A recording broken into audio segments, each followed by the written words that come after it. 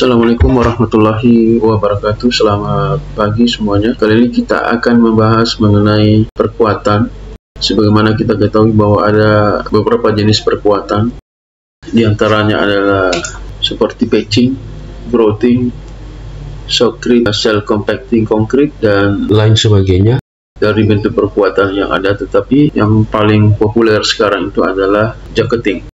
Jadi pekerjaan jacketing ini adalah pekerjaan yang sangat mudah dilakukan dan relatif mudah dalam pengaplikasiannya di lapangan.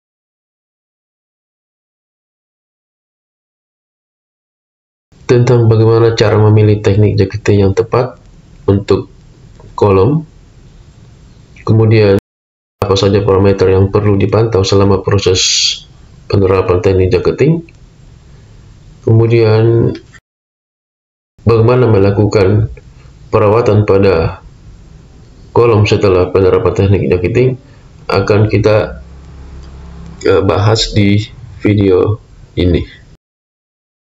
Teman-teman sekalian, sebelum kita lanjut di pembahasan kali ini, silahkan dulu subscribe yang belum subscribe, dan yang sudah subscribe silakan di like dan di komen video ini. Terima kasih. Baik, kita lanjutkan pembahasan kita. Jadi, apa itu jacketing? Jadi jacketing adalah teknik perkuatan dengan cara melapisi seluruh atau sebagian permukaan elemen struktur dengan beton baru, dengan atau tanpa disertai dengan tulangan longitudinal maupun tulangan transversal. Beton baru yang ditambahkan harus memiliki kuat tekan yang lebih tinggi atau minimal sama dengan beton struktur yang diperkuat untuk memaksimalkan penambahan kemampuan tekan struktur.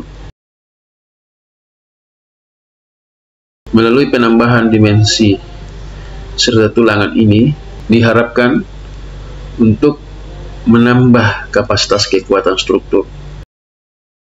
Pekerjaan konkret jacketing dapat dilakukan dengan tahap sebagai berikut. Pertama, menghilangkan semua bagian-bagian beton yang telah lapuk terkontaminasi atau menghilangkan semua bagian beton yang retak berat pada pekerjaan perbaikan beton yang telah rusak. Selanjutnya, yang kedua, untuk kondisi beton yang belum rusak, cukup dilakukan pengupasan beton sampai terlihat tulangan, atau kalau susah karena posisi untuk dilakukan pengupasan sempit, maka bisa dilakukan dengan pemberian bonding agent sebelum dilakukan pengecoran. Jadi untuk kondisi beton yang belum rusak, cukup dilakukan pengupasan beton sampai terlihat tulangan utama dan tulangan longitudinal, dan kalau di kolom yang terlihat adalah tulangan utama dan tulangan spiral, sebagaimana terlihat di video ini. Namun kalau posisi untuk melakukan pengupasan tidak ada atau sempit, maka cukup dengan pemberian sikabon di keseluruhan elemen, lalu kemudian dilakukan pengecoran. Yang ketiga adalah melapisi beton lama dengan bahan perekat. Ya, jadi bahan perekat ini berupa sikabon dan material-material lainnya yang berupa bahan perekat. Cor beton per lapis, bila bidang yang dilapisi sangat luas, juga dapat dipakai secara shotcrete. Untuk ketebalan lebih dari 5 cm, perlu diperkuat dengan kawat anyaman agar tidak terjadi retak-retak sebagai akibat adanya susut pada beton. Atau bisa juga dilakukan pemberian tulangan, sebagaimana yang ada pada pemberian tulangan pada sebelum ada perkuatan, atau sebagaimana yang ada pada soft drawing. Jadi disamakan dengan tulangan yang ada pada soft drawing. Dalam melaksanakan metode konkret jacketing diperlukan ketelitian dikarenakan dalam memasang sengkang harus diperhatikan jarak antara tulangan utama. Selanjutnya, pemasangan backcasting. Backcasting dipasang pada permukaan kolom untuk membentuk lapisan beton baru. Backcasting harus dipasang dengan rapi dan kuat agar beton tidak bocor atau mengalami deformasi. Selanjutnya, pengecoran Beton dicor pada permukaan kolom yang telah dipasang bercasting, dan jangan lupa pada saat dilakukan pengecoran harus menggunakan alat yang berupa vibrator. Jadi vibrator ini adalah digunakan dalam proses pengecoran beton untuk menghilangkan udara yang terperangkap dan memastikan beton terisi dengan baik dan padat. Tujuan utama dari penggunaan vibrator pengecoran ini adalah untuk mencapai beton yang berkualitas tinggi, kuat, dan tahan lama dengan mengurangi celah udara dan retakan yang mungkin terbentuk selama proses pengecoran. Beton harus dicor secara merata dan dihaluskan dengan alat khusus agar permukaan beton menjadi rata dan halus. Selanjutnya, setelah dilakukan pengecoran, maka dilakukan perawatan beton. Setelah beton dicor, permukaan beton harus dirawat agar beton dapat mengering dan mengeras dengan baik. Perawatan dapat dilakukan dengan cara menyiram permukaan beton dengan air secara teratur selama beberapa hari. Mengenai proses pelaksanaan jacketing, dapat bervariasi tergantung pada jenis struktur yang akan diperkuat dan kondisi lapangan. Jadi adapun keuntungan dari penerapan teknik jacketing ini adalah khusus pada kolom atau extension pile sebagaimana Anda lihat di video, yaitu yang pertama adalah peningkatan kekuatan. Jadi jacketing dapat meningkatkan kekuatan struktur kolom yang telah mengalami kerusakan atau penurunan kapasitas. Dengan menambahkan lapisan beton baru, struktur dapat mendapatkan kekuatan yang lebih baik. Selanjutnya, peningkatan ductilitas. Jacketing juga dapat meningkatkan ductilitas struktur, yaitu kemampuan struktur untuk menyerap energi sebelum mengalami kegagalan. Hal ini dapat meningkatkan kemampuan struktur untuk menahan beban yang lebih besar dan mengurangi risiko peruntuhan. Selanjutnya, perlindungan terhadap korosi. Dengan melapisi kolom dengan lapisan beton baru, jacketing dapat memberikan perlindungan tambahan terhadap korosi.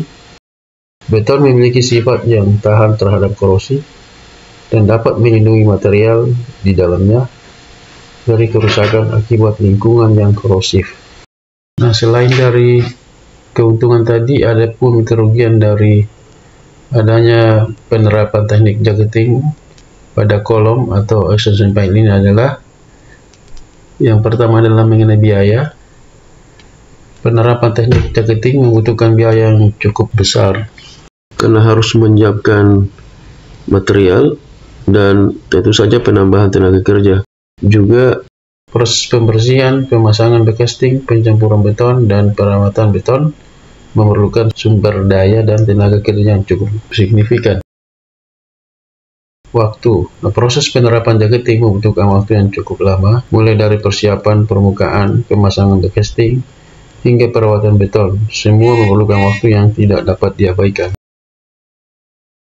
Selain itu, pekerjaan yang seharusnya dikerjakan terhenti karena harus menunggu kuat beton pada jacketing terpenuhi, kemudian baru dilakukan pekerjaan selanjutnya.